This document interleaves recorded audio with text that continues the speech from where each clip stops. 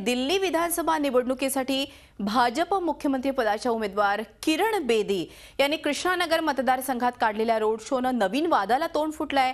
किरण बेदी यांनी लाला लजपत राय यांचा पुतळा साफ केल्यानंतर त्यांना मानवंदना देत पुतळ्याभोवती भाजपचा स्कार्फ गुंडाळला। बेदींच्या या कृतीला आम आदमी पक्षाकडून आक्षेप घेण्यात आलाय। स्वातंत्र्य सेनानी लाला लजपत राय यांना हिंदुत्वाचा रंग देऊ नका अशी विनंती आपचे नेते अरविंद केजरीवाल यांनी केली आहे।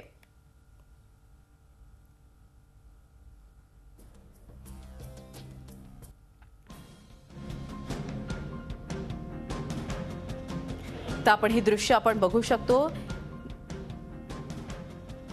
किरण बेदी यांनी लाला लजपत राय यांच्या पुतळ्याला ज्या तऱ्हेनं भगवा रंगाचा स्कार्फ घातलाय यावरून आता एक वेगळी कॉन्ट्रोवर्सी निर्माण होणार असं काहीचं चित्र आपण बघू शकतो। ही दृश्य आहेत दिल्लीतली।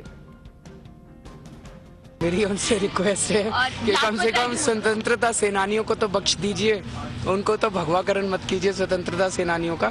और स्वतंत्रता सेनानी किसी एक पार्टी के नहीं है, वो देश के हैं। उनके ऊपर तो कम से कम बीजेपी या कांग्रेस या इस पार्टी या उस पार्टी का हमें पुण्याच्या संदर्भात अधिक माहिती घेण्यासाठी आपण जाऊया थेट दिल्लीला। आपले प्रतिनिधी रामराजे शिंदे आपल्या बरोबर आहे। रामराजे, आपण बघतोय की दिल्लीमध्ये आम्हाला माहिती की प्रचंड थंडी आहे, मात्र ज्या तऱ्हेनं राजकारण तापलेलं त्या गरमीमध्ये आपण बघतोय किरण बेदींनी ज्या तऱ्हेनं स्कार्फ टाकल्याने एक मोठी कॉन्ट्रोवर्सी आता निर्माण होणार की काय, मोठ्या वादाला तोंड फुटणार की काय असं वाटायला लागलंय। आताच आपण केजरीवालांची देखील प्रतिक्रिया ऐकली, कसं वातावरण आहे एकूण?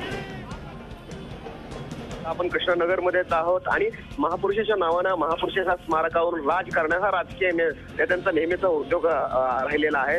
रोड शो काढण्यात आला होता आज आणि संपूर्ण प्रचार सभा काढण्यात आली होती आणि प्रचार करतानाच समोर पुतळा जो होता लाला लजपत राय यांचा, त्यांना अभिवादन केलं किरण बेदी यांनी आणि त्यानंतर मग भगवा जो पटका आहे किंवा एक सिम्बॉल म्हणता येईल भाजपचा, तो स्कार्फ गुंडाळण्यात आला आणि त्यावरून आता वादंग निर्माण झालेला आहे।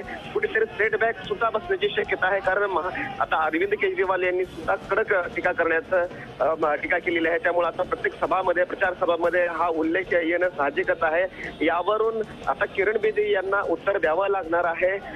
या संदर्भातची माफी मागावी असं सुद्धा आप पक्षाने सांगितलेलं आहे। त्यामुळे आता आप पक्षाचे नेते सुद्धा आक्रमक झालेले आहेत। काँग्रेसला सुद्धा आयता मुद्दा मिळालेला आहे। किरण बेदी यांचा चेहरा समोर केल्यानंतर कुठेतरी वाटत होतं की महिला आहेत त्यामुळे सहानुभूती मिळेल, मात्र आता महापुरुषावर पुन्हा वाद निर्माण झाले आणि ही बाब त्यांच्या विरोधामध्ये जाणार आहे निवडणूक। अगदी निश्चित। धन्यवाद रामराजे, ही माहिती दिल्याबद्दल। रामराजे शिंदे आपले प्रतिनिधी दिल्लीहून आपल्याला माहिती देत होते। ज्या तऱ्हेनं लाला लजपत राय आपण बघू शकतो दृश्यामध्ये कशा तऱ्हेनं भगवा अर्थातच त्यांच्या गळ्यात घातला आणि त्यामुळे एक प्रकारचं राजकारण सुरू होतं की काय आणि त्याचं राजकारण करू नका अशा प्रकारचा केजरीवाल यांनी प्रतिक्रिया दिली आहे आणि वातावरणात अजूनच रंग चढलाय। झी 24 तास रहा एक पाऊल पुढे।